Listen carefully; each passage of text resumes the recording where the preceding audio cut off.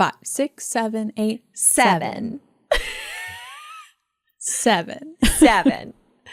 That's how many beers we had to drink to get through this season. Okay, here we go. Man. That's not that many.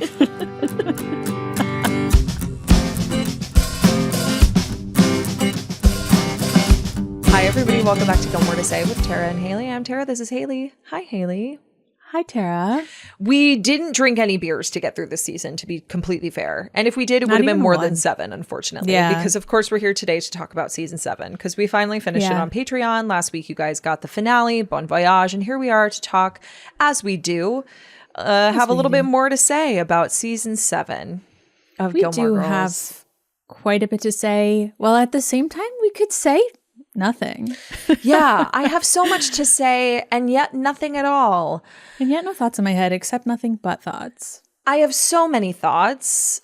I can't wait to read to you what I wrote here in my notes, because there are just so many things where as I was typing, I was like, what is this? I feel like I had like a mix of that where I was like, I have so many thoughts, I can't stop typing.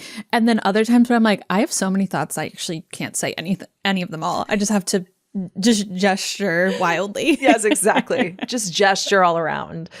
But before we get into season 7, something a lot better than season 7 is there is a book coming out on August 5th called Once Upon a Time in Dollywood by Ashley Jordan. And I'm really excited because I'm going to be her conversation partner at her release event in Atlanta. I am so excited for you. I just feel like that's such a perfect thing for you to do. Like, you are the right person for this. It honestly feels like such an honor because I didn't realize it was for her release event on August 5th. It's at a bookstore. It's a romance-only bookstore in Atlanta called All the Tropes on August 5th. We'll put the description and the link for tickets in our show notes. But truly, it just feels like such an honor to get to talk to her on her release day and in front of her readers. I think it's gonna be so much fun. But I wanted to tell y'all a little bit about the book in the event that you want to come and hang out and meet Ashley and get your book signed and have a nice little romance evening. But it is called Once Upon a Time in Dollywood. A playwright must grapple with her difficult year and writer's block while falling for the single dad living next door in this emotional debut novel from Ashley Jordan. Eve may be a rising star playwright, but her personal life is falling apart. As it does.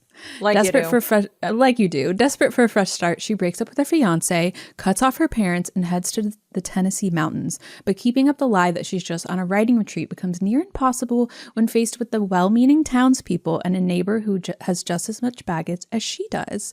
Coming off a contentious custody battle, Jamie is restructuring what his life looks like as a single dad, and spending more days at his cabin makes his new free time a little less empty, especially when he meets the beautiful and prickly woman next door. The last thing he needs is a new romance to shake up his family dynamics even more. But there's something about Eve. What starts out as a fling quickly becomes more serious, and it's not long before Eve is running scared once again. She's loved and lost in every possible way, and risking it one more time could finally break her. But like the fireflies that fill the mountains around them, Jamie's and Eve's lives keep falling into sync. A fairy tale ending could be in the cards, but only if the new couple can get out of their heads and put their hearts first. Okay. And I feel like that's like such like a Gilmore Girls-y premise. Like, I know that Ashley loves lots of TV. I don't know her feelings on Gilmore Girls yet. But I feel like single dad in a custody battle, like we saw a version of that in season 7. Someone who comes in, breaks off an engagement, cuts off their parents, new in town, very Lorelai. Totally. I don't know. I feel like it's something, it's like the townspeople, the well-meaning townspeople. I was like, this could definitely fall into that vibe for our Gilmore Girls readers. Totally agree. But if you guys want to come to the release event in Atlanta, I will be there in conversation with Ashley Jordan for her debut novel on the release day. I'm just so excited. Like, I think this is going to be so much excited fun. for you. You're going to knock it out of the park. It's going to be so cool. Yeah. I wish I could go. I hope so. I know. I wish you could come down, but I'm super excited. I'm super honored to be there with Ashley for her debut release day. And I hope that you're there too. Yeah. I hope that some of our listeners can come out to support Ashley, to support you. It sounds like a really Gilmore Girls-y trope, the Gilmore Girls tropes all rolled into one. So I think people will like it. I think so too. Very cool. I'm excited. We'll Me put too. our, like Haley said, we'll put it in our show notes so that you guys have all of the info that you need. And we'll also put it, you know, in the notes for subsequent episodes. We'll put it on socials. It's really cool. You'll see it. Yeah. You'll see it. Definitely. You'll see it. Don't worry. But moving into the season 7 of it all, speaking of custody battle. Gosh, let's get into season 7. So season 7 is, as we dubbed it, the season of the sheet cake. And what we mean by that, and what we talked about a lot on Patreon, is that Gilmore Girls is a very rich, very delicious layer cake, right? Layer upon desserts. layer upon layer of plot, characters, you know, conflict. It's constantly layered, and it's always setting us up for something new, even if we don't know that we're being set up for something new. And season 7, compared to the layer cake that Gilmore Girls was leading up to this season, is unfortunately a sheet cake. It's like they're giving us single layer.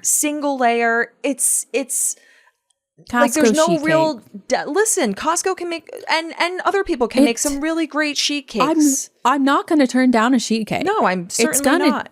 I'm gonna eat it, but 100%. Like, there's no nuance to it. There's not a lot of depth. It's a little dry, and it's like they're trying to give us like vanilla frosting out of a can and tell us it's buttercream. For sure. You know? And it's like they just want to feed as many people as possible. Exactly. Like they're not going for flavor, for just like all of the elements of things I'm not going to quote from my Great British Bake Off era that I had to end very abruptly. That Haley really had to not cut be off into season 7. Yeah, totally. It was for my own good. But no, that's what we've been calling it. We've called it a sheet cake. Sometimes it's just a bite of cake. Sometimes it doesn't even have frosting. I know. Sometimes it's just a dry cake. Yeah. And don't get us wrong. There are some moments that we enjoyed. We'll definitely talk about that in this episode. But just to give Sometimes you guys there's a filling and we're like, wait, where did did this come from? Yeah, totally. But before we get into it, I want to just read off to you all of the notes that I took this season, episode by episode. So let's start with season 7, episode 1, The Long Morrow. And I wrote, it's a tough start out here. Lots of air, lots of cringy writing moments, some good moments between the Gilmore Girls, but not enough to feel like we're home. Episode 2, that's what you get, folks, for making Whoopi. Some semblance of Gilmore Girls in this one, but also a pretty offensive episode in the cultural appropriation. Shift in cinematography and angles that really shows us that this isn't Gilmore Girls anymore. This is Gilmore Girls in an alternate universe. I feel like that was the episodes. Like, out the gate, we were like, where are we? What? This is the Long Morrow. Yeah. Lorelai's first cotillion starts to pick up a little bit. We said fine episode, but kind of simple. Everyone's feeling very edgy in this episode. And then we get to Swonderful Marvelous, which we were both really excited to watch. Yeah. But for us, ended up being kind of a mid-episode. Though we wrote, so far the best episode of the season, but the bar is low. Setting us up kind of like Gilmore Girls-ish. We feel it's fine. It's fine. It's fine. I loved that. It's fine. It's smart. It's fine. The Great Stink. So far, the best Townie episode. The characters are starting to feel like themselves again. The comedy was there. The drama felt a little thin. This season is a sheet cake amidst a series that is a layer cake. That's where we started to call it a sheet cake. I think that's when I started to watch Great British Bake Off. And thus, the baking references started coming out. Yeah. Episode 6, Go Bulldogs. So far, the best episode of the season. The structure is back. The punchlines are back. We are so back. David and Rebecca are a great team, which of course is David S. Rosenthal and Rebecca Rand Kirshner, who had been a part of the series when Amy and Dan were there. So them co-writing an episode together did feel really, really solid. Yeah. Episode 7 is French Twist, which, Remember in the last episode we said we were so back? we were so left. We wrote, kind of a boring episode, setting up a lot of plot, lots of potential here, but didn't stick the landing. We would correct a lot of this. And throughout this season, we did also note the things that we would change, the things that we felt were not necessarily plot holes, but maybe like redundant plots from past seasons, recycled plots almost. Or inconsistencies with the original series. Totally. And so we're going to talk about that in a later episode because as we've mentioned, the next couple episodes here on pod are going to be about season 7, but we promise they're going to be fun because we're going to do like yeah, a what if season. All negative. No, not at all. We're going to do like a what if season 7, kind of using the things that we would change, plot holes or plot lines recycled, and kind of spin it into how we would rewrite season 7 and kind of course correct it a little bit and hit you with some what ifs. So I'm very excited about that. And also a GTC so that you guys can call in and tell us all your thoughts. All your thoughts. Okay. Then episode 8 was introducing Lorelai Planetarium, which of course is when Chris and Lorelai come back from France and they tell Rory that they're married. Lots of setup, no vibes. All interior scenes, but I wrote love the ending in all caps. So it had a little bit of redemption. Yeah. Knit People Knit was a lot of setup, still some good vibes, good dialogue, good laughs, but some cringy and boring moments. And then we get to Merry Fisticuffs, which of course we all know what that episode is. And I wrote, this was a tough watch. Scenes have a ton of air, no real vibes, only drama. Yeah. And then we move on to Santa's Secret Stuff. I said this was really boring and slow. Some cozy vibes at the end because, you know, Lorelai is mailing in the character reference and she goes to the mailbox and it's snowing and like there is some coziness to it. Singing. Yeah. Oh, God. Glow. I was going to ask you. No, you have to do it as long as he did. It went on for so long. If we had cut it, that episode went half as long as it was. I mean, that part did make me laugh, but I don't think it was supposed to make me laugh. Maybe it was. I think it was, but it's like, we were like, check your watch. He's still going. Oh, wow, that breath work, crazy. Wow, good for you, honestly. Way to go. Way to go. So then we go to episode 12, To Whom It May Concern. This was a really tough episode for us. Bleak energy. It did not concern us. It really did deeply concern us. Well, at the same time, it was not concerning us whatsoever. It was not addressed to us. No. I said bleak energy, tough stories, pretty brutal. And this one is a really cold episode because it is all about that custody battle. And it is just, it felt so the antithesis of Gilmore Girls. There was no comedic relief. There was no brightness. There was nothing that kind of anchored you into this world where, as Lauren Graham says, nothing really bad happens. This just felt all drama. And like everything bad was happening. The stakes were just so high and so sad, and it just felt sterile. Yeah. But oddly, we found out that Professor Bell is also a bailiff. Oh, right. Courthouse? Also a bailiff, also a townie, also a Yale professor. But you know what's funny in that? So I was going back because there's one character in particular I wanted to remember what they were billed as, like a very small part.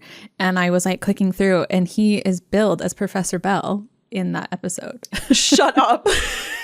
He is truly moonlighting as a bailiff, but he is Professor Bell. But it's Professor Bell. Wow, love that and for him. And I didn't know if it was like because that's who he is in the show. Right. When like they're like if they play multiple like different characters. But I was like, no, he's a police officer, the bailiff or whatever they call them. Yeah, totally. So I was like really surprised. It made me laugh. So funny. Because we were like, Professor Bell, what are you doing here? What the heck are you doing here, buddy? He was Professor Bell. He was. According to IMDb. Well, I love that we recognized him and that he is, in fact, who he says he is. Yeah. Episode 13 is I'd Rather Be in Philadelphia, and I have a lot to say on that later. It's an episode that you and I think when we talked about season 7 in our season 6 recap, we were like, you know, I think this is an episode we're really going to enjoy. I wrote way better episode than the ones we've been getting. Good callbacks to forgiveness and stuff. Yeah. Next is Farewell, My Pet. Of course, when Lorelai and Chris break up, Michelle has the funeral for, is it Papa or Chin Chin? I do believe it's Chin Chin. Chin Chin. Now I'm not sure though. It's like Madeline and Louise all over again. But even worse because they are literally the same. They literally look alike. But I wrote not a great episode, but some funny moments. A missed opportunity to be a big townies episode. Yes, I remember that. That's like the one like thing that I remember about that one versus Will You Be My Lorelai Gilmore is like we wanted those vibes. We wanted people to show up for Michelle. Yeah, and we feel like part of the reason that Farewell, My Pet was not a huge townies episode is because the next one is Will You Be My Lorelai Gilmore, and that was one of, not to bury the lead, our favorite episodes of the season. It was a fantastic episode, not perfect, but a great season 7 episode. I really loved this episode. Logan's storyline is clunky and not fun to watch, but we still really loved it. Yeah, it was just a really good episode. And I don't know if it's a good episode because the ones that came before it were not great. Like, we were really trying to figure out how to rank these episodes and rate these episodes because like, do we rate them like on a themselves? Curve? Yeah, exactly. There was one point when Tara was like, I am rating these on a curve. And I was 100% like, but I'm rating them on a curve. Because like the previous seasons, we weren't doing that. Like but that's because we were comparing them to themselves. I guess we are with this, but like it's just different. It's not written by Amy. It's not. I did see, because I was like looking some stuff about season 7, that some people don't even notice that it's that different. They're like, why is season 7 bad? And it really is the writing. It, like, truly, I think like in all of these episode reflections that you're offering, it really does come down to the writing, which I know is true, because if there was no writing, there would be no show. But I just mean like the dialogue, the way that everything's happening, the structure, the plot lines, the characteristics, which actually all of it. But continue. The show. Anyway, I do think that the reason that Will You Be My Lorelai Gilmore impacts Farewell My Pet is because it's such a strong townie episode, and that's probably why we liked it so much. Yeah. But we wanted that inserted and injected into Farewell My Pet. I just think it would have been a stronger episode had they had more townies participate, a la Cinnamon's Wake. Yes, because like you're telling me that Babette wasn't going to show up for Michelle when he lost his pet? You're telling me that Lorelai's not bringing Paul Anka to the funeral? Be so for real. Maybe he wasn't contracted. Maybe. He must not have been. What a star. Truly. Episode 16 is Gilmore Girls only, when the girlies go to Fake Mia's wedding. And that one, we said a clunky and bumpy and boring road trip. Could have been done better. Docked points for Fake Mia. Yeah. Could have been an email. Honestly, could have been an email. Hey Belle Mays is the next episode, episode 17. Awkward episode. So much unmet townie potential. Haley doesn't like Logan. Cowabunga dude in my heart. Listen, that reel that we posted about that line, there was a lot of people who disagreed, or they were saying that they felt like we were taking out of context, even though we talk about the show within the context of it, that he was speaking like Lorelai was, and Lorelai shouldn't have even been speaking like that. Like, it's truly like the most wild thing for someone to say seriously. Like, he was trying to like speak in the way that she was, but it was quite literally the wildest thing to say. And no one can convince me that is a good line.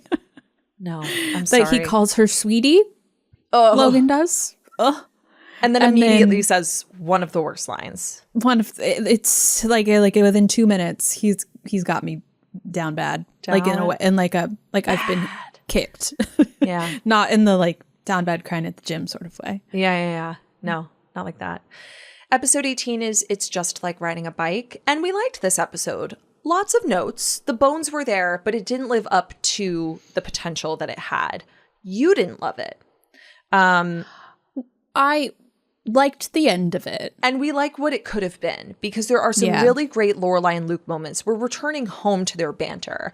I love the end of it when he comes to her house and tells her everything that he's done for the Jeep. Because this is, of course, the episode where Lorelai, her car breaks down. She has to go get a new car. She and Luke are trying to reconcile in some way and be friends and kind of return to some semblance of normalcy. He goes with her. It's awkward. And then finally they start fighting. And that is when things feel normal between the two of them again.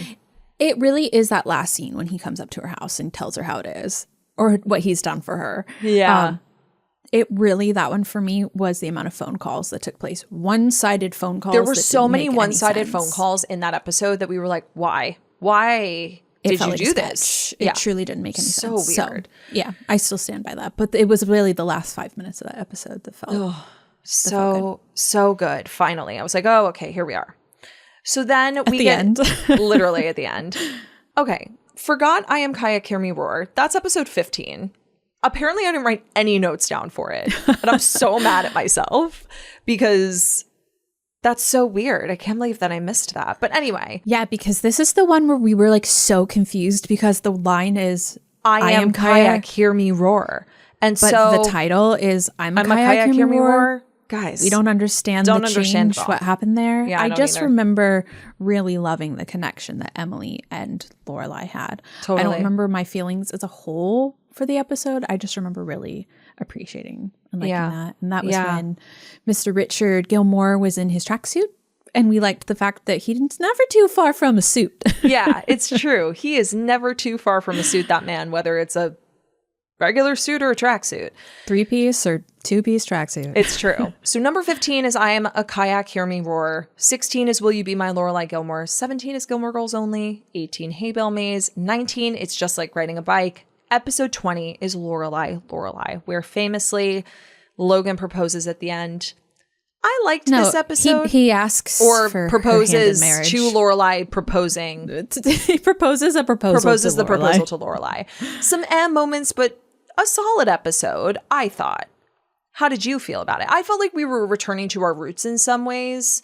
In some ways, yeah. You know, it's a big towny episode. We get the I Will Always Love You. We do. Talk about long singing. That Chris was and one of the Lorelai ones belong together with that one. That was one of the ones we recapped live with our Vicious Trollops on Patreon, and someone said they had to get all the usage out of the song rights. They weren't going to just do a clip of it. That's so true. That made me laugh. But I think that my main takeaway was Logan's ugly purple shirt in that episode. Yeah, you didn't like his ugly purple shirt. I think that's one of the worst outfits on the show. His ugly purple shirt. But yeah, surprise, I was not a surprise. Haley does not like Logan in this season. I have nothing but things to say about this man. I have a lot to say. So we'll say I can't wait. That portion I inserted. Episode 21 is Unto the Breach. Meh, not great. Mad at Logan. Lots of out of character moments for a lot of people. Yes, for a lot of people, yeah. And a horse. Yeah. And then episode 22 is Bon Voyage, a very solid series finale. You guys heard us recap it last week. Obviously, we had some notes. We had some things that we were like, I would have changed this, I would have changed that. But honestly, a really great season finale after a pretty rocky season. Can I tell you, ever since last week when we recapped season 7, I've had beep, beep, have a good time stuck in my head. I sang it in the shower the other day. Beep, beep, have a good time. Have a good time.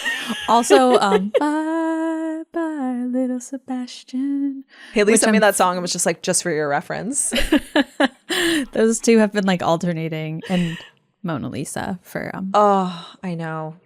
Our little town troubadour. Yeah, it's true.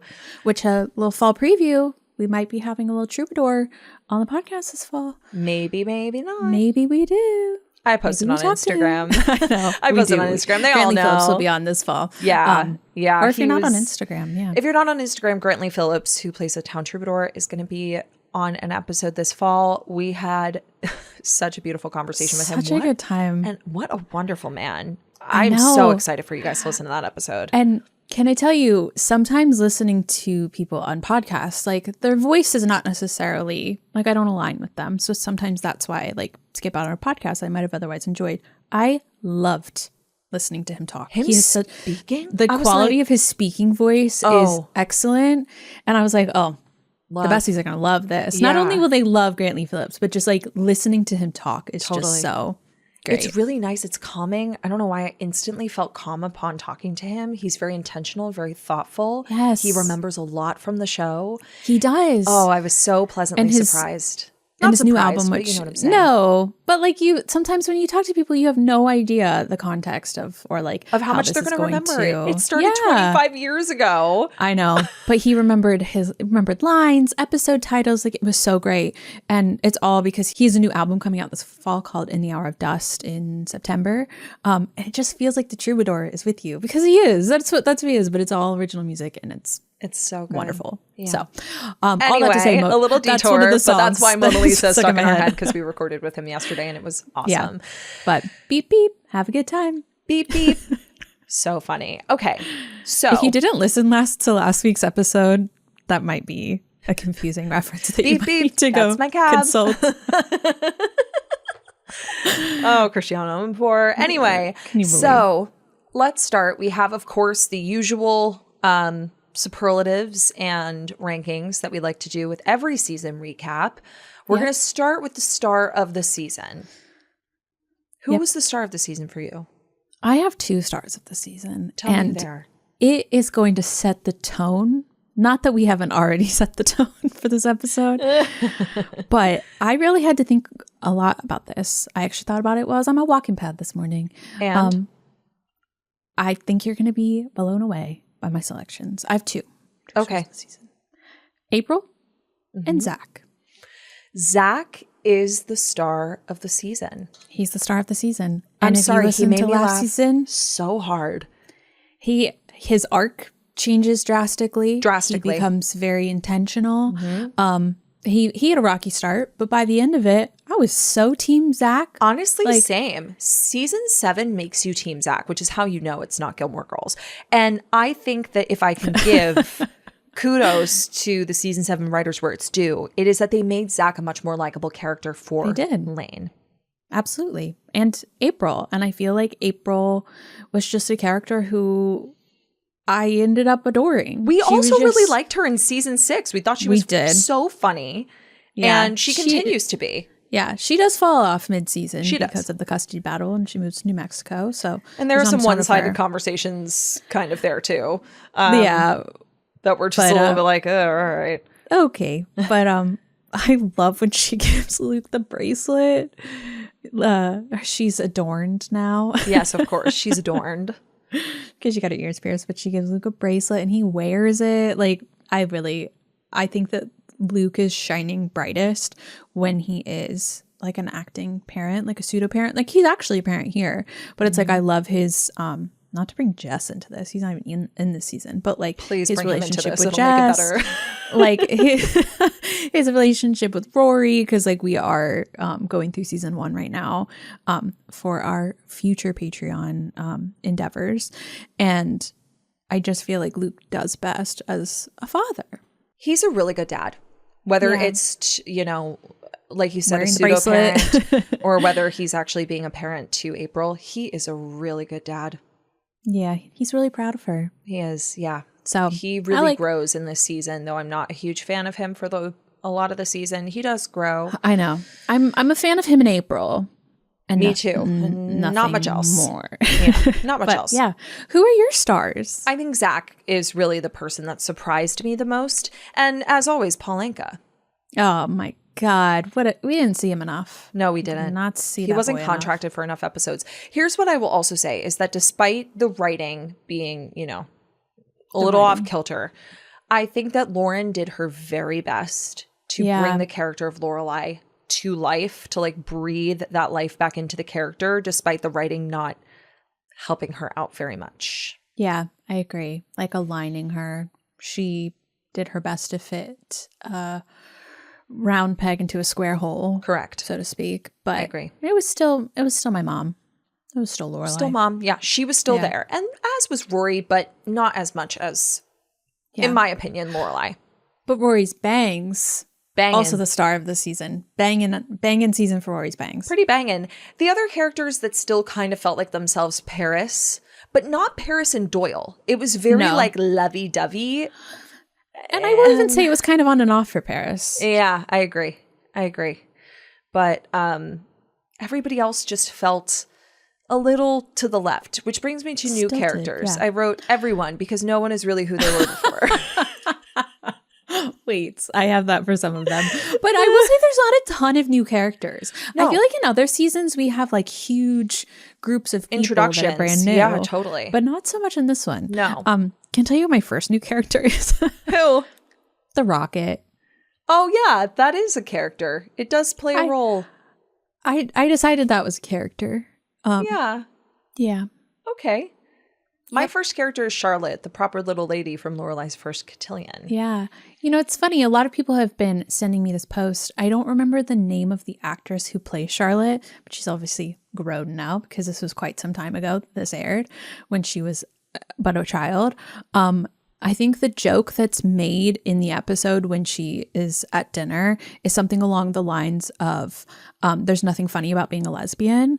And she posted her like little self, like a screen grab from that episode, and shared it because she, like, the actress is a lesbian. And so like she was like, she didn't even know then like about her own self. A lot of people have shared that with me, but I just thought that was really funny. But I think she is a musician now. Good for her. I actually want to look up her name. Her name is Hannah Lee, and her Instagram is Hannah Lee Official, and she's like an actress musician, and she shared that I believe Very in cool. June. And everyone sent it to me, and I was like, I've seen this, y'all. Very and I just cute. loved it. Yeah, but she looks so. It's like when you see a picture of like someone and see them when they've gotten older. I'm like, that's so you. There you So are. cute. Yeah, so cute. Shout out to Hannah. Shout out Hannah Lee. Lucy and Olivia, of course, are new characters that are introduced in season 7. I also wrote down Marty, apparently, because he's now playing the role of boyfriend. I wrote Marty 2.0. Yeah, that is kind of a new introduction to an old character. Boyfriend. I wrote the professor that Rory has a crush on. Tucker? Tucker? Is that his name? Tucker? Yeah, say it slowly. Tucker? Is that right? Yeah, sure. You actually forgot Nick, Philip, Bobby, the team, the starting lineup. Oh, the team, of course. Yeah. Bobby.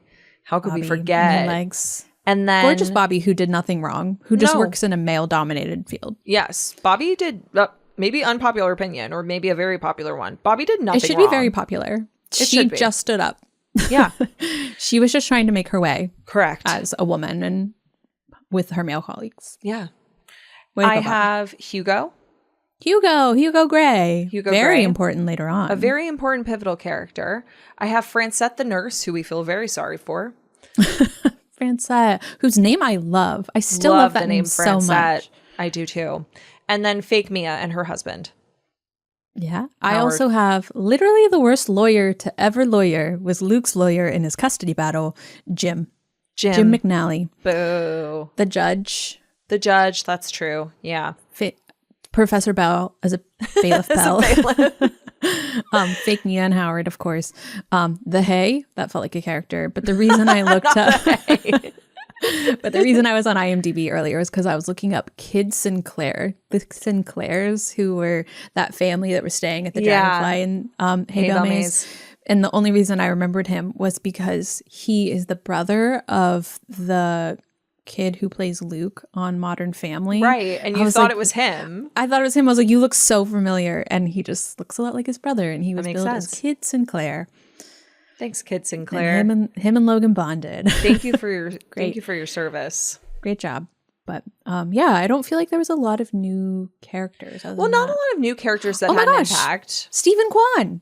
Oh, duh. Yeah, of course. The bitty babies. The little bitty babies. I think the ones who make the most impact are, of course, Lucy and Olivia and the reintroduction of Marty. I think that, the team that Logan works with maybe makes some of an impact until, like, we literally never see them again. Is it Philip, the one that calls? And he's like, I've got some grim news. I'm going to fucking ruin your birthday, my dude. Ruin your birthday. I have things to say about that in a minute. But, everybody else is kind of like, all right, one and done. One and done. And I feel like that's kind of a lot of what the conflict is in this season. Like, it's just like kind of all over the place. So I feel like the introduction of people, it's like they're all kind of one-off. And like, to be fair, in past seasons, there's been a lot of one-offs. Totally. That's fair. But anyway. So let's move into plot holes. Yeah. Because I know a lot of the plot holes we're going to address in What If, and like kind of create new paths for them. And it's less potholes. What? And it's potholes. Less potholes. Hole. And it's that makes sense. We're just driving on the road and it's just bumpy. We're just falling into Grand Canyon style potholes. Yeah. It's less plot holes. It's more plot head scratchers. It's like characters doing things that are so out of character that it feels like a plot hole. But there is one major one in this season that you and I took such issue with because we're very confused.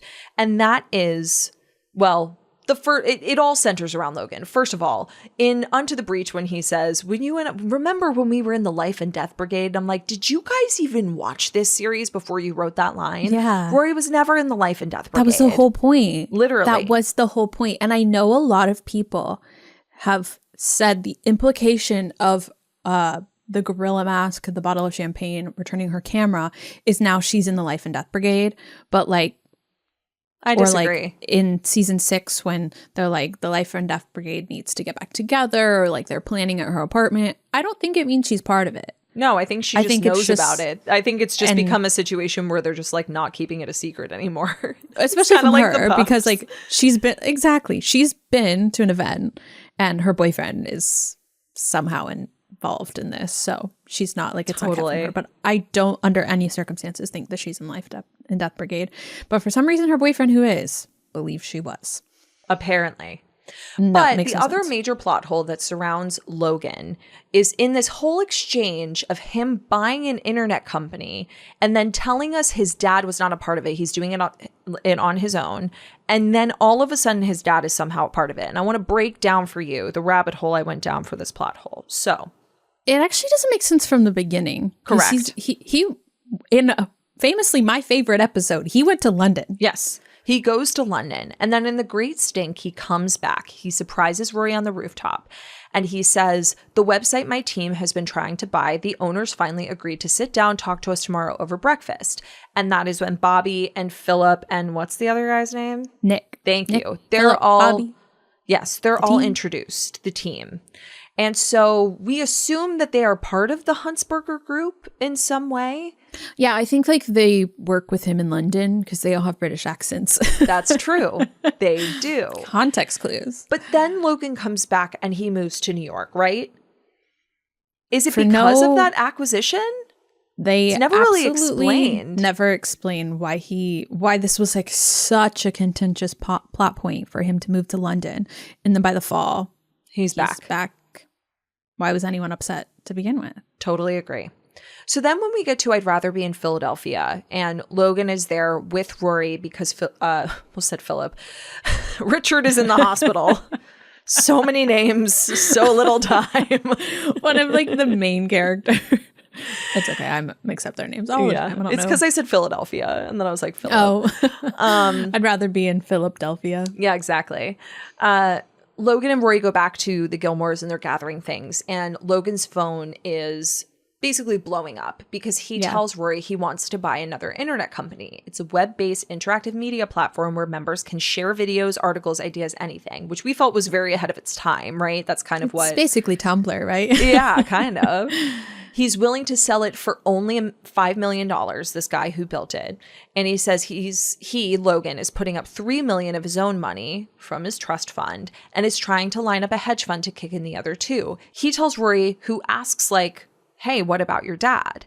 And he says, Logan, verbatim, when I went to him, I pitched the idea, he rejected it. Yep. So he is literally doing this on his own, quote unquote, right? Part of the confusion in that is that like I would think that because he's working for a company, he can't go off and do things on the side on his own, right? Unless that's like that's part of the confusing part there, but it only gets more confusing. So yes, so I'm a Kayak Hear Me Roar, which famously I forgot to list in the episodes. Logan gets a phone call from Philip because this is his birthday episode. It's his birthday. And as you were talking about before, Philip calls him and says, we just got off the phone with our lawyers. The scariest phone call. I know. He's also in like a dark room. I'm like, Philip, are you okay? Turn the light on. They got a cease and desist from Prism Active, this tech company in Palo Alto, which is claiming prior art on the Media 10 platform that I assume is the Media 10 platform that they just bought. So Philip is also involved somehow, and that's also confusing. Yeah. They're claiming patent infringement. The company is worthless because it was already owned. They were just waiting for someone with deep pockets to buy it before they sued. So Logan was basically like baited into buying this tech company only to discover that it was worthless. And he takes ownership of the fact that he fucked up.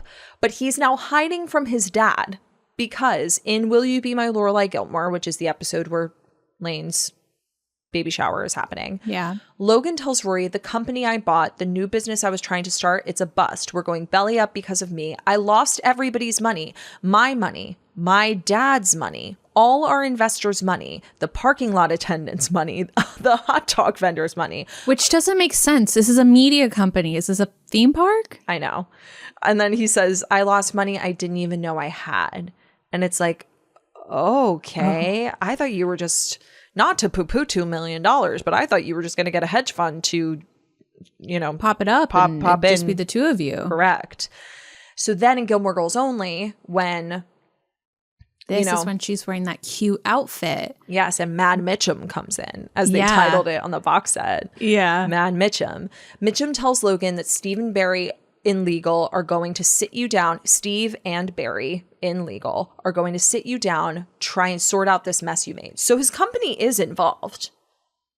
Yes, this is why it's so confusing, because first of all, what does Logan even do? I don't know. It's like that thing that Lorelai says, he goes to work and he consults on insurance. Exactly.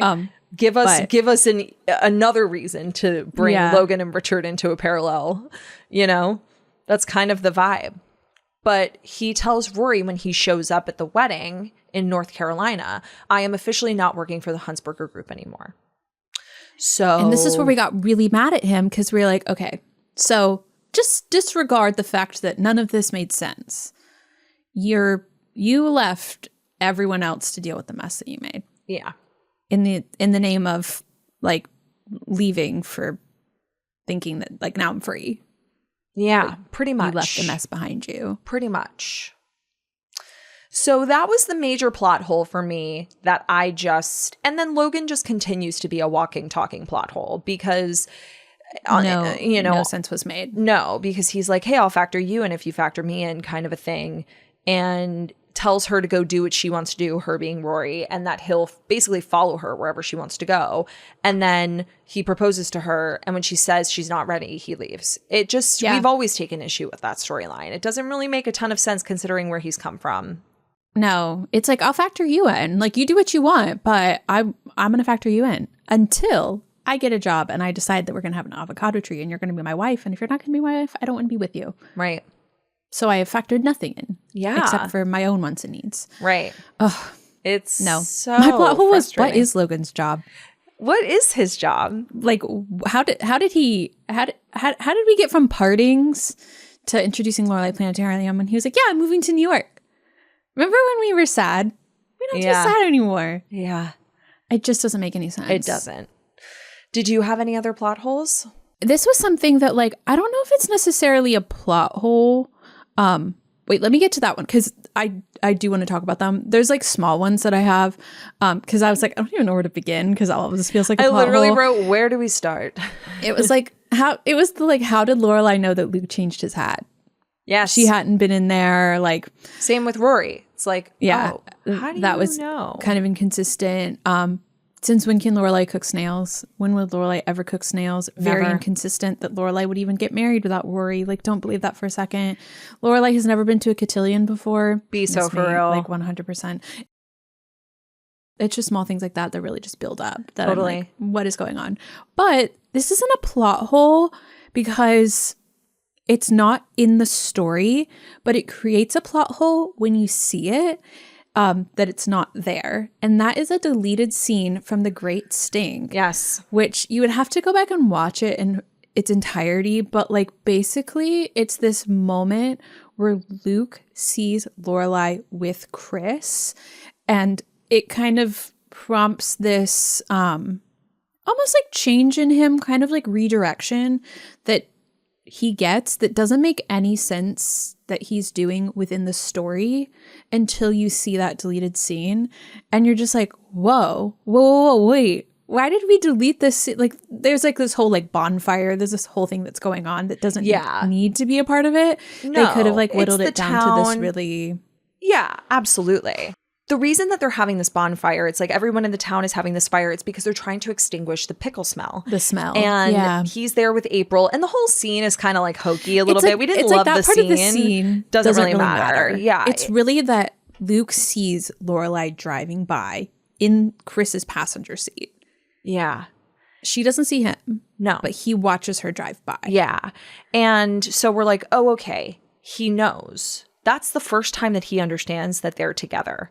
Yeah. And it never really comes back around. He does see them walking together in what, Knit People Knit? Because they're walking around town. Yeah. Because he runs into Dula. He's with Dula, right? Right. And they walk out of Dosey's. Another new character.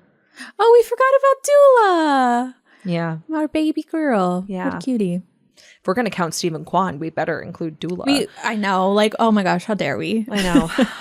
But yeah, that to us was really a head scratcher. It was like, why did you cut this scene and then kind of not really give us any new discovery on Luke's end? You know what I mean? And it felt like so much of what like his storyline then became was like the catalyst was that moment. Right. But it was cut. And so then it had no connection to what was going on. It was just kind of like naturally sort of happening with no impetus. And that also made it really hard for us to believe that at the end, in those last 3 episodes, all of a sudden, like the two of them are working towards getting back together. It just kind of didn't make any sense. It accelerated so fast at the end there that it's like, yeah, of course, I think we're all rooting for this, but we don't know how to feel because the writers took everything in such interesting directions, relationship-wise. We Not said always this interesting, just directions. Just direction. But we said this a lot about season 7, that the writers relied so heavily on the world that Amy built for 6 seasons for us to just care about these characters without them continuing on with and carrying the torch of the layer cake, if you will, because like Logan and Rory's relationship gets really shallow, like no depth whatsoever.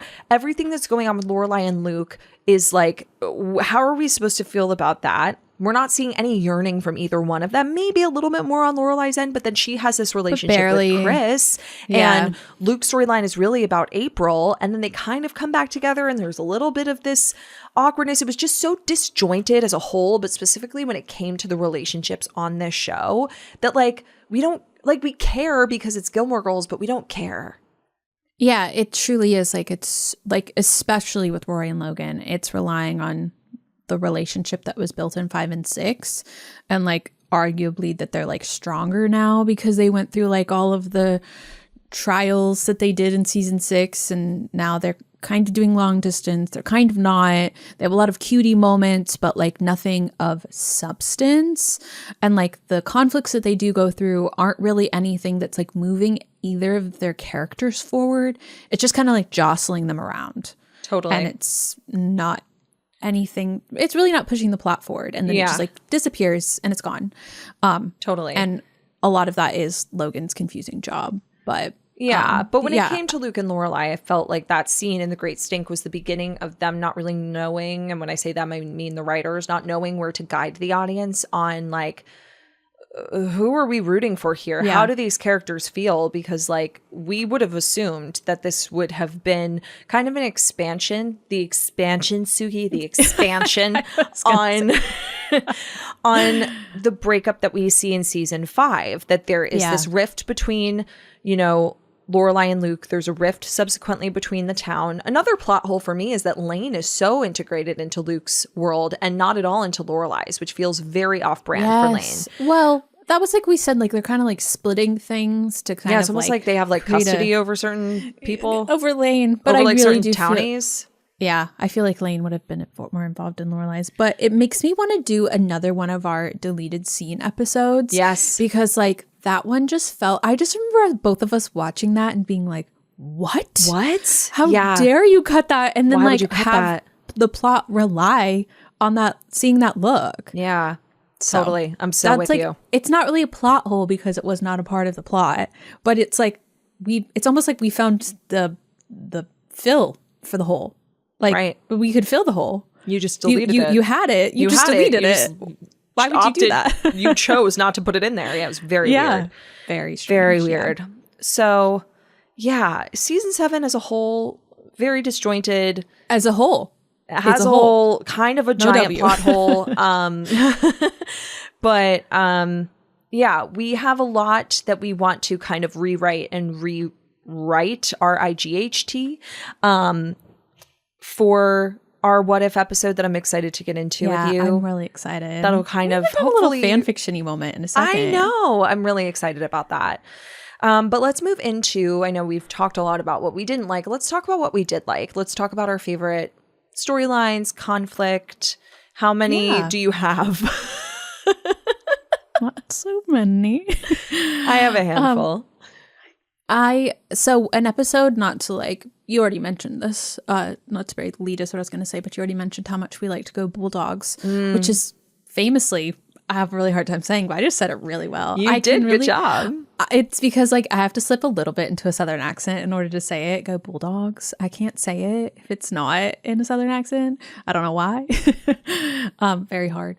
But I really liked Chris realizing that he had been an absent parent from this really smart, really precocious child when he's interacting with all of the other parents at Yale in this episode, because it's Parents Weekend and he's learning about like these other parents drove them to hockey and SAT prep and everything that they did for these kids, that like they dedicated so much of their life to getting them to Yale.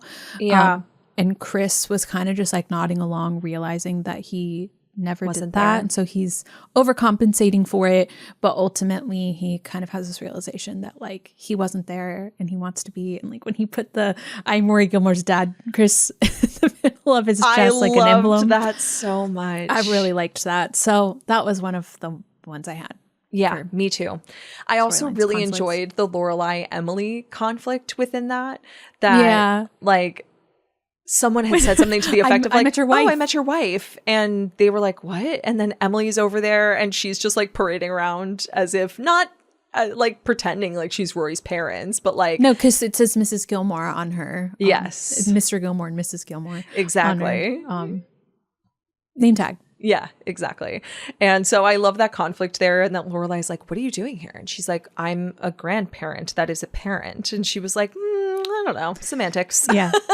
A grand piano is a type of piano. Yeah, well, you got me there. It's just the banter was really funny. And so I liked that conflict there.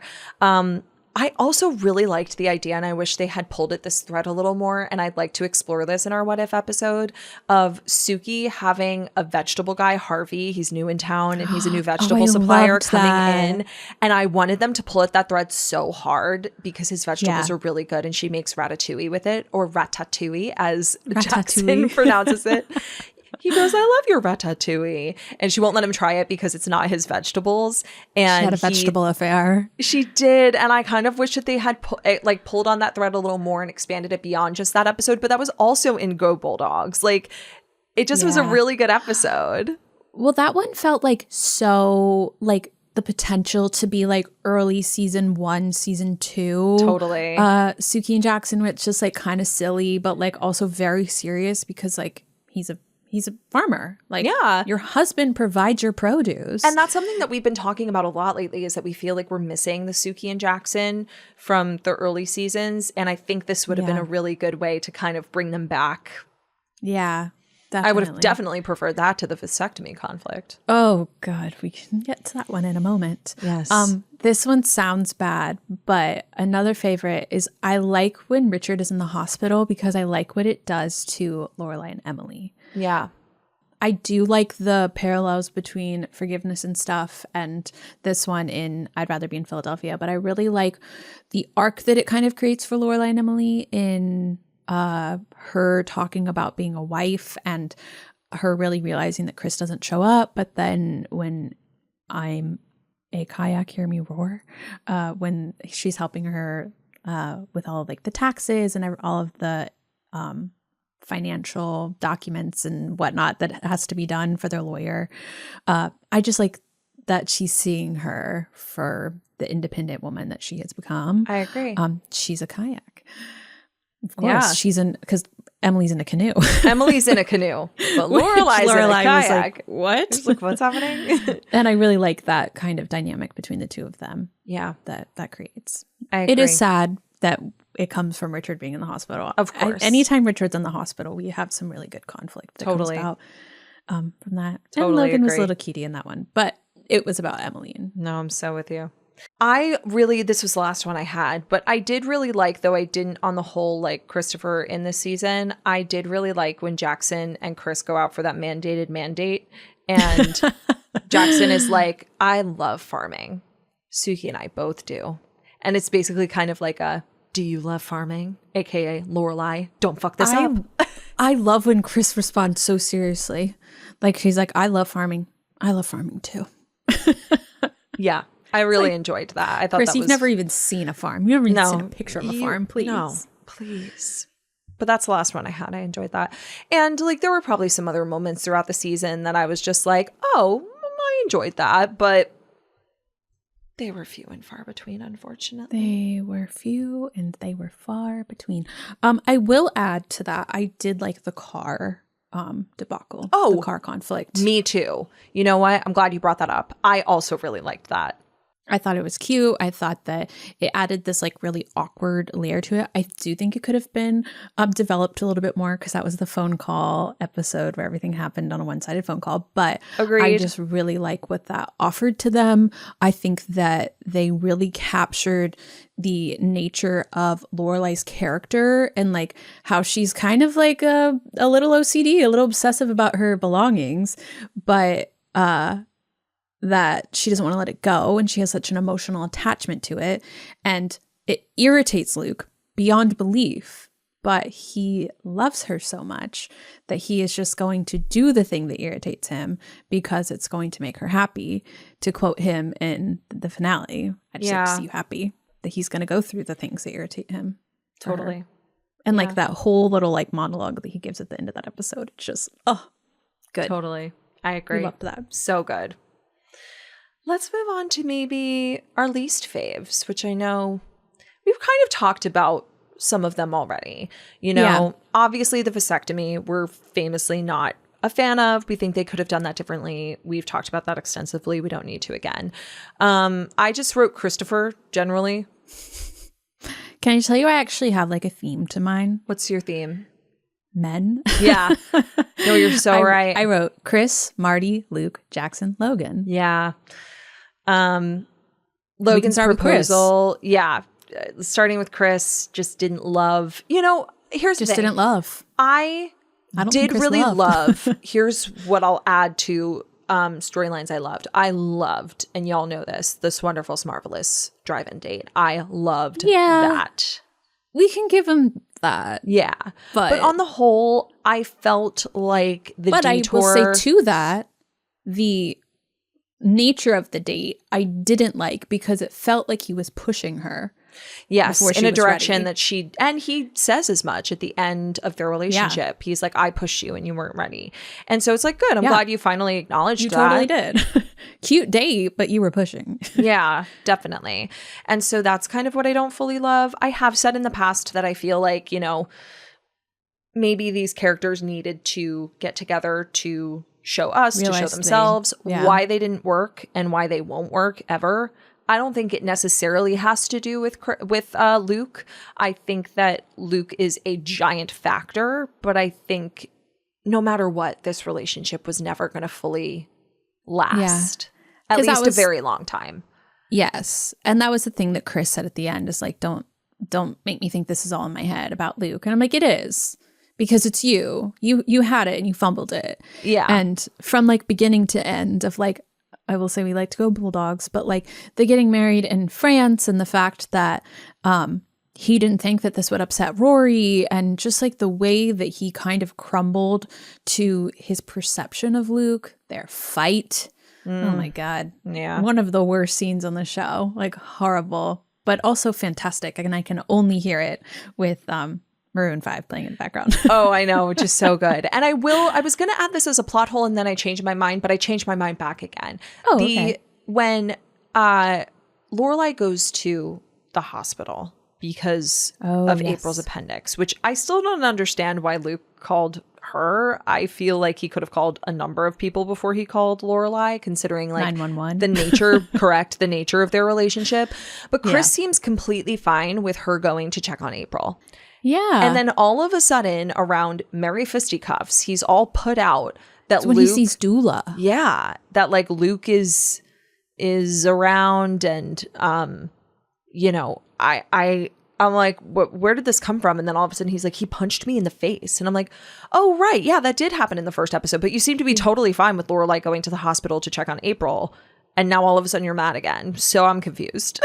I'm very confused. And then he utters quite possibly one of the worst lines that's ever been said on Gilmore Girls after he sees Luke and Lorelai together with Dula. And that's, let's make a baby. And from there, I was like, all right, we're done. Okay, there was one that was equally bad in Paris, though.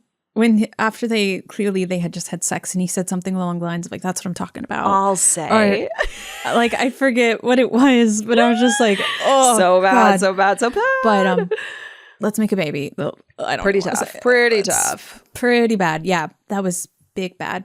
Big BIG. Bad BAD. Bad BAD. But yeah, I think there's so much of Chris that just like didn't make sense, and maybe that was his chaotic, manic nature, that he seemed like what was spinning in his mind was very different than what we were all seeing. But I just really hated that he was like, don't make me think this is all in my head. Like he was like talking about just started wailing on each other. And I was like, yeah, it is all in your head. This is between you and Luke. I'm so sorry. This has nothing to do with her. Yeah. She's done nothing to She's done nothing wrong. Because the thing that we come back to is like, I think that Lorelai had given up on Luke. As much as like we project onto her that she is pining for Luke because of the nature of like the ending of like where we go in the revival, what we want for her, I don't think she's pining for him. I agree with you. You can pine for someone that is so mean to you at the beginning of the season. Ooh, the things he said to her were so mean. He was so mean. And that's why he's one of my least favorite I totally conflict agree. Storylines, is because of how mean he is. And it's like, that took me quite a while to recover from that. To get to just like riding a bike when he is like loving her in the way that he always has. It took me quite some time to get to that point from mean Luke in the street. I totally agree. And this is where I say that they relied too heavily on the plot points from the past and the relationships from the past to carry them to carry them with us into season 7, where we're supposed to just automatically assume that Lorelai is pining for Luke, because we talked about this extensively on Patreon when we got to kind of the apex of this season, where things with Chris and Lorelai are falling apart, that it's like he's blaming her and accusing her of a lot of things. And I'm like, Chris, this is an insecurity within you. This is an issue that you have with Luke.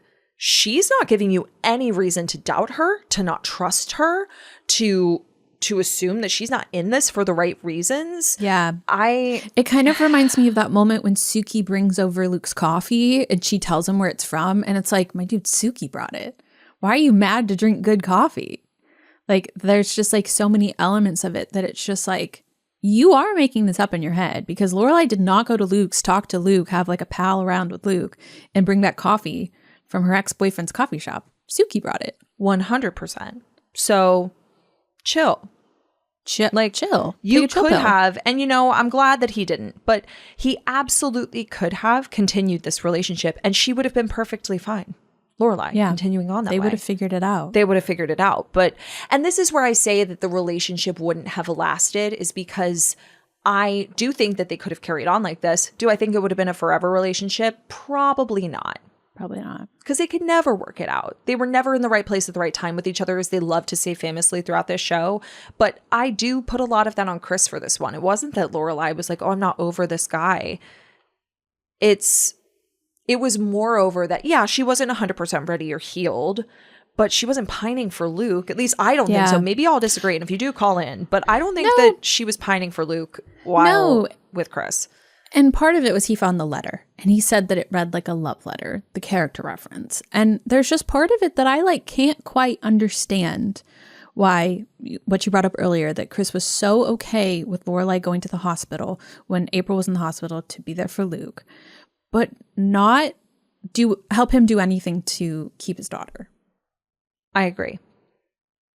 Especially after Chris was like, oh, how's April? Hospital. I'm like, this doesn't make any sense. And he was like, it read like a love letter. And you're like, okay, well, I actually sent it to a court of law. So I didn't send it to him directly. I didn't mail it with a heart stamp on the back. No, I didn't kiss it and spray my perfume on it.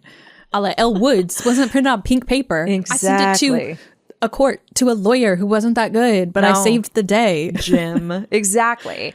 So honestly, he has ruined Chris. He's his own worst enemy, Chris has ruined Chris. Chris has ruined Chris. No, he has. Yeah. Like he's a self-saboteur, and 100%.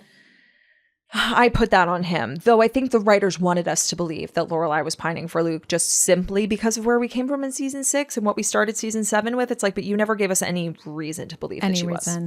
Sorry. Or that he was really pining for her all that much, except for that one scene. That was deleted. See. Correct. Yeah. But another man who messes things up, Marty. Marty was in there for me. We really didn't like this conflict. We have a lot that we would correct with it that we discussed on Patreon that we will discuss in our What If season 7 episode. Some ways that maybe it wouldn't have been so damning to his character. Again, everybody's a new character in this season. Yeah, it really was that he lied about knowing her, and you're like, what was the reason? What was the reason? I still will never understand. Yeah, but surprisingly, I did want to mention this in this category, was Logan. Oh yeah, didn't really like him in this season, but particularly in the last half of the season. He's just too chaotic. He's up, down, all around town. But even in the beginning, a little bit as well too. Can I tell you, I listened to the end of our season 6 recap just to figure out what my season 7 kind of predictions were. And what was funny, I will quote myself, saying that like a lot of the reason I'm going to like this is Logan. I particularly quoted that he had a lot of really cute moments and a lot of really strong scenes, and I'm not above liking those and letting that lead my appreciation for season the 7. Season. Ooh, how do you feel about that now? I laughed when I was listening to it on my walking pad this morning because I was like, oh, not a chance. He sank the season for me. Yeah. He was rude. He was not a good boyfriend. There were so many things that he did that he put Rory in a weird position, like the Great Stink. She would have been completely fine if he would have been like, hey, you're coming to a business dinner. All my team's there. But this is not between us. Like, there's just so many things that he just like was not a good partner. Like even when he was like, I have to tell, like he was the reason that the Marty conflict came out. He was like, I can't sit here and lie. I know. Lucy's a nice person. It's like, I'm your girlfriend though. Yeah, you could have at least consulted me. I got it. I understood where he was coming from. But at the same time, no. There's a team and you're on it. Yeah, and we fair. can address this in some other way because you embarrassed Lucy. Yeah, exactly. And then like the whole thing of like him running off with Colin and Finn when his business sank, and I lost a lot of respect for him. Like when the whole idea that he was going off on his own and he was leaving his father's company. But when you really sit back and think about it, like we went through the whole thing of like he's leaving other people to clean up his mess that he was in charge of. And he sees that as this like huge leap of faith that like Rory's really proud of him for. And honestly, I just feel like he like blew it. Like he's not taking responsibility or accountability for anything. And then he proposes to her. And something that we had talked about before we get to the proposal is like you were saying these things that he's doing now where he's kind of insulting me and like not coming to my best friend's baby shower so he can go to Vegas, and he's not telling me about it. He's not telling me anything that's going on in his life and kind of blaming me for not understanding it. Yeah, totally. He's showing up someplace where I did not want him to be, to like a personal event that me and my mom and my grandma were coming to that he had no right coming to. Totally. I did not want him there, and he showed up of his own accord. And we were talking about this would impact Rory's answer, and it doesn't. It's not one of the reasons. But like for us, we're like, yeah, of course. Like you just went through this whole thing. Why do you think that we don't need further healing from this? Yeah. That the next step is marriage, and for you, it's all or nothing. Yeah. Because you don't want to go backwards, and you said, "What's the point?" We're the point. The point. So when he says goodbye, Rory, I'm like, goodbye. Yeah.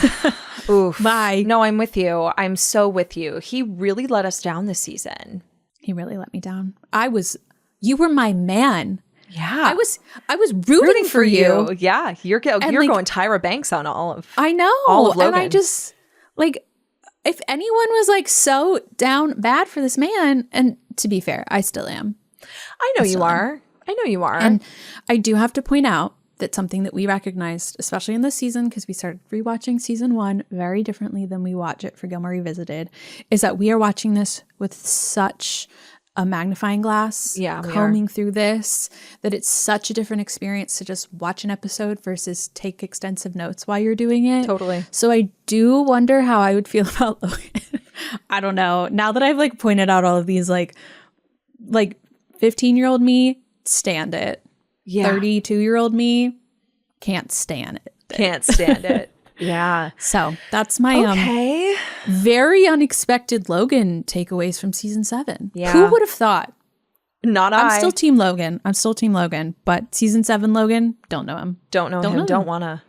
Don't wanna. No. He was really disappointing this season. And again, kind of his own self-saboteur. And in that way, we can really align Chris and Logan as we have in the past. But it was a big letdown. And Such a letdown. Don't remember what I said my predictions would be for season 6 because famously I couldn't find my notes from that. I texted Haley this morning and I was like, the notes are just gone. Can't find them anywhere. That's what I was like. Luckily, we recorded a whole episode, and I didn't get a chance to listen to it. But I didn't expect to really enjoy this season, and I didn't. So no, that's what you said. Yeah. It kind of came true. I don't know why I didn't say, "Hey, I listened to it." I know what you said. You weren't anticipating liking it. No, and I didn't. But and you were interested in finding out what you did like. Yeah, and there were some certain things. Yeah, there were a few things I did. I expected to feel the way you did about Logan. I expected to enjoy him still and be like, "Oh man, I'm really on this guy's team," until we got to the end. And until we got to Hey Bellamy's and he started to go off the rails, but turns out he was kind of off the rails the whole time. Yeah, turns out there were no rails. Yeah. We, of course, didn't really love the custody battle. I mean, like we said, it made things very bleak and drama-filled. There was no humor. No. And it just completely tonally changed the show. I completely agree. We also, towards the end, we didn't really love Lane's pregnancy storyline. We also weren't really huge fans of the fact that Zach was the one who gets this really amazing offer to go out on tour, though we did like his character this season a lot. I liked Zach in that moment, but I didn't like that the writers gave it to Zach. It should have been Lane who got the chance to rock. Yeah, and that should be the name of one of our episodes. It really should have been her chance, and we'll talk about that more in the What If. But the other thing that I totally didn't love towards like the latter half of the season was that Paris's only personality trait was her and these boards. Yeah, the whiteboards. The whiteboards. It was just the only thing they knew. They didn't really know what to do with Paris. So like her whole personality became about her like with these boards all over their apartment and like wanting to do bucket list things. And it just felt weird. It felt not Paris to do a bucket list, admittedly. No. Like Paris was like, I could see this being like early college Paris when she like wanted to reinvent herself and stuff. I could see that. Definitely. But not this version. But she never once reinvented herself. Never. She is who she is. She's always and we love her for it. But I think it's because a lot of like the friendship that Rory experiences in some of these episodes is focused on Lucy and Olivia. And I know they really wanted us to care about them. They really wanted us to care about them. I know. Unfortunately, I did not. There were some moments where I thought it was cute that she had these friends that they dyed their hair, like fun. But overall, I just like never really committed to caring about them. I would have liked Paris to kind of fill that role in whatever way Paris could have. Or bring back people like Finn and Colin and Stephanie, who we loved, who was only ever really in those couple of episodes. I know. I really liked her. She was really nice. Yeah. So that's kind of that encapsulates a lot of what we didn't love about season 7. The gist. We could go into further detail, and we kind of will as we continue to expand on season 7, especially with our What If episode, because we'll be correcting a lot of things. So it'll really come out what we didn't like. But I'd love to hear while we're in a low place, we're going to rank some of these episodes. And I would love to hear what your 3 least favorite episodes of the season were. So, I actually had a really hard time with this because famously, after every episode on Patreon, we will give it a rating. But Lomas Tara Llewellyn, or Lulin, if you see Tara in my phone contacts. Lulin. She has all the ratings. I do. And so I remember giving things really low ratings, but I like genuinely couldn't remember or decipher which ones were which. Okay. But I have what I think are my lowest ones. Okay. And if they're different, I can't wait to tell you. Let me know. But I, in no particular order, these are what I think my lowest are. Okay. That's What You Get, Folks, for Making Whoopi. Okay. Billy didn't like that. Gilmore Girls Only.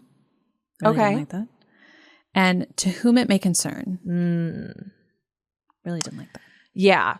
All of those were ones that you rated very low, and I couldn't believe you got That's What You Get, Folks, for Making Whoopi, because I gave it a 5 out of 10. you gave it a 3. You really didn't like that episode. I really didn't like that. To whom it may concern, we gave a 2.5 to 3 out of 10. I knew we gave something lower than a 3.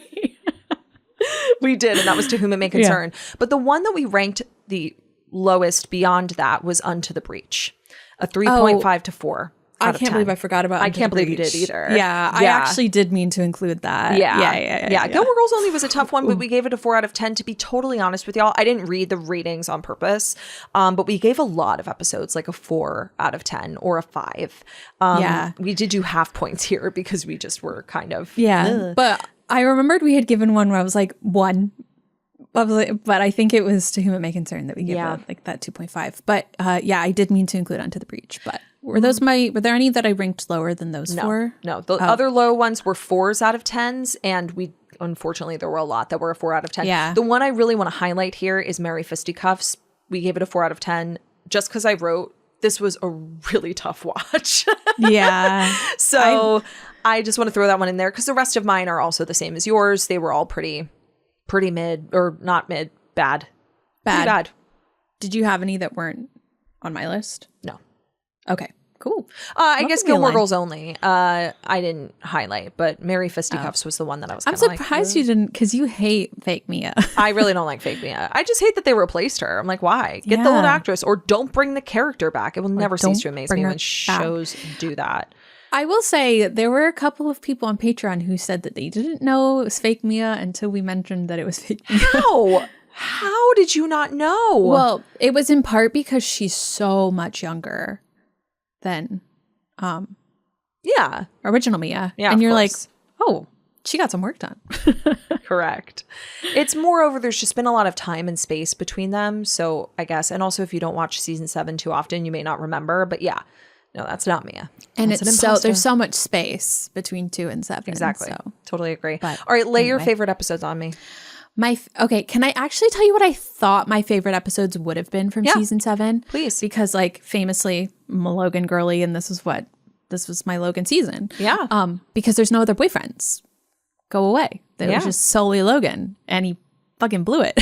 He did. But I did think it was going to be The Great Stink, introducing Lorelei Planetarium, and I'd Rather Be in Philadelphia. Okay. None of those made my top 3. Yeah. It was Go Bulldogs. Of course. Same Love here. her. Bon Voyage. And also a great episode. And Will You Be My Lorelei Gilmore? Those were the ones we ranked the highest. They were our favorite episodes. Such good episodes. All of them got like around an 8 or so on the scale. Go Bulldogs, we gave an 8 out of 10. You gave it a 7.5 out of 10. I think you were being very strict, and I understood. I respected it a lot about your ratings, but loved that episode. And then with Will You Be My Lorelei Gilmore? Because it had that fall feel. Yes. That we just loved. Ooh, loved it.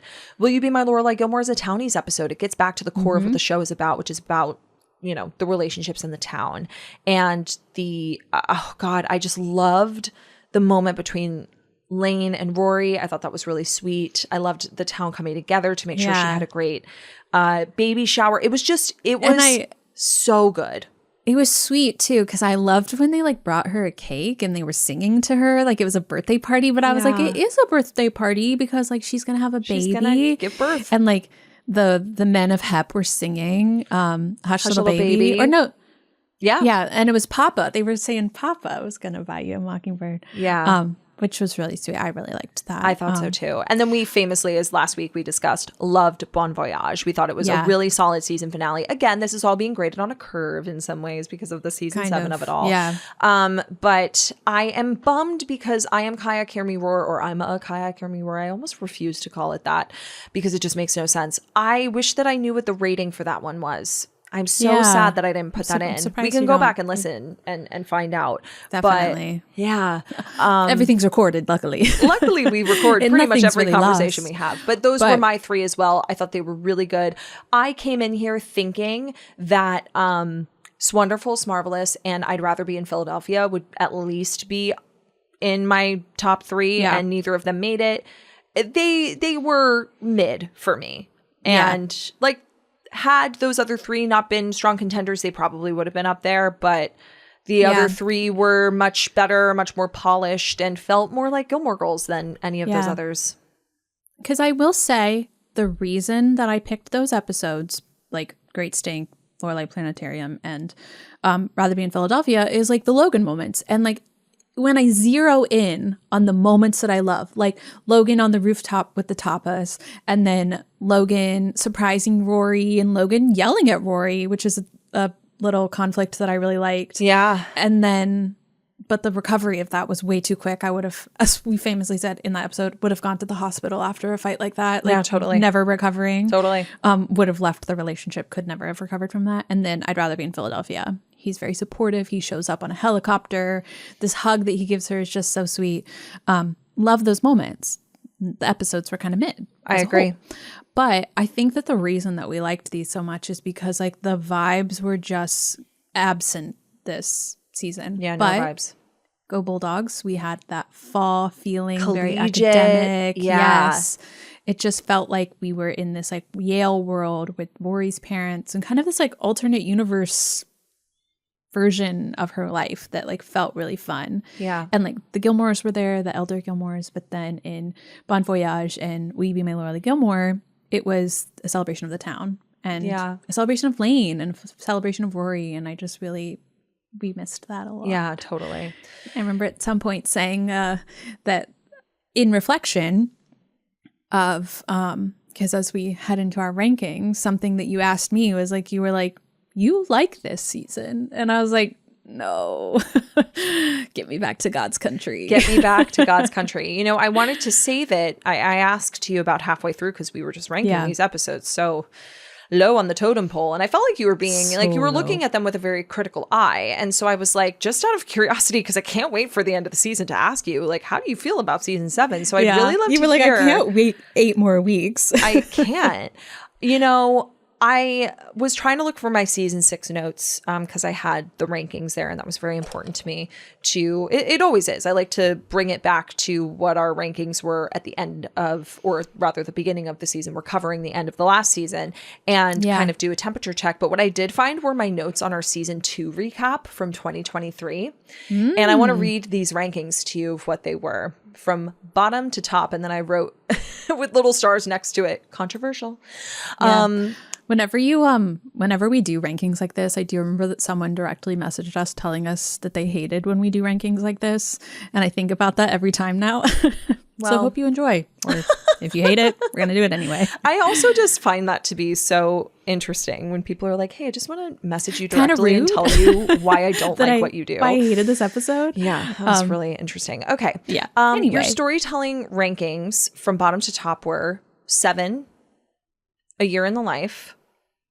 This was storytelling. From bottom. Okay. I was writing this down and I was like, no. I said 7 first. No. Okay. Anyway. 7, A Year in the Life. 3, 4, 1, 6, 2, 5. Okay. Your This was in personal. 2. Yes. Okay. Your personal, after doing the season 2 review, Okay. was 1, A Year in the Life, 7, 2, 3, 4, 6, 5. Okay. I think that's interesting because what season did we stop including ones we hadn't watched? I do not remember. Because at I think some it was point, season 4 because we were like, I can't even. Yeah, maybe it was even season 3 because at some point we stopped including seasons that we had not watched. yet covered. I think that was smart of us because we had no idea what to do. Yeah, because mine from last season don't include the revival or season 7. I will tell you that at the end of season 6, the thing that we were like struggling with was that like season 3 was episodically better. Like they had like heavy hitters, but maybe season 6 handled their arcs better with like weaker episodes. And that's what we kind of went back and forth on. And we're kind of like, we were like both agreeing with each other about it and disagreeing with each other and disagreeing with ourselves. It was hard. You know, it starts to get harder the hard. more you, obviously the more seasons you throw into it.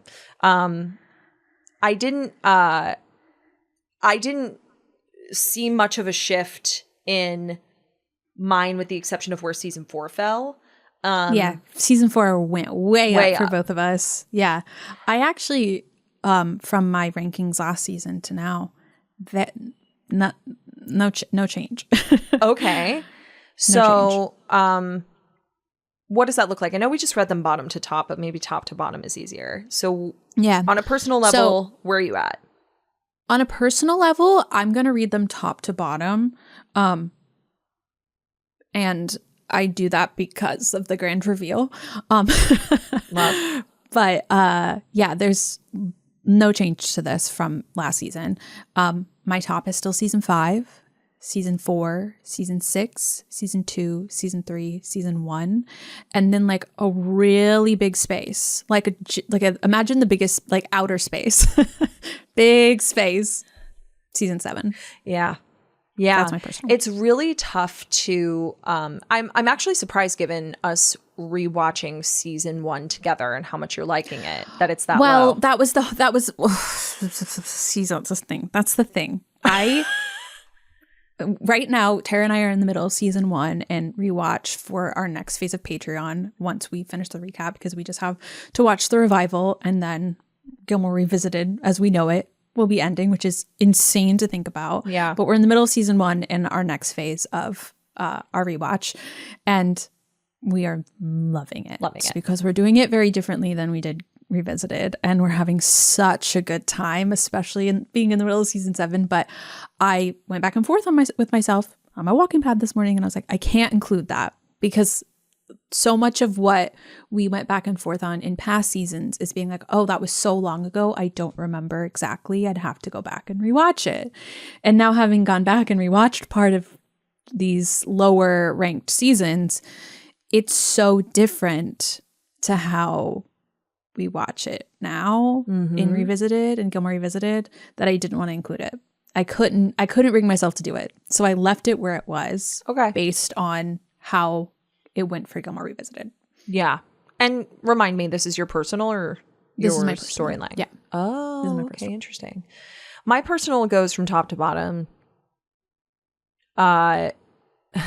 2, 1, 3, 4, 5, 6, A Year in the Life 7. I included A Year in the Life because I have a feeling I'm going to rank it above season 7, but I don't think I'm going to rank it above anything else. I don't know. I have no idea. But I'm surprised that 5 was so. Oh, this is your personal. This is my personal, just because I prefer the early seasons. When it comes 100%. To storytelling, 5 and 2 are still tied for me pretty much at the top, with 5 maybe having a little bit of an edge over season 2, even though it's my favorite. So that would go 5, 2, 4, 1, 3. Wait, say that 6. again. Sorry, can we back up? Okay. So that would go season 5, then 2, 4, 1, 3, 6, 7. A Year in the Life would probably be above 7, but it remains to be seen. That remains to be seen. For my storytelling, it's the exact same as last season. It's 5, 4, 2, 3, and 6 tied because they're follow different sort of structures. 1, big space, like big space, 7.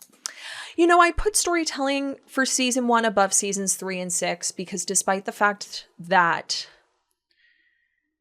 it can be a little disjointed, I would maybe put 1, 3, and 6 all on the same plane because I feel like they lack, like what one of them lacks, the other one picks up. I actually think that I agree with that, where they, like, Rory has a very clear arc in 1. Yeah. And like very clear. Lorelai is chaos. A little all over the place romantically. On the whole, though, Lorelai is pretty consistent. It's just her romantic life that takes a little bit of a roller coaster. But that is really where she's at, I would say. Yeah. Like, I mean, but we're also learning about her, and like she is also chaotic, so maybe that's like reflective of who she is. But like it's also a season 1.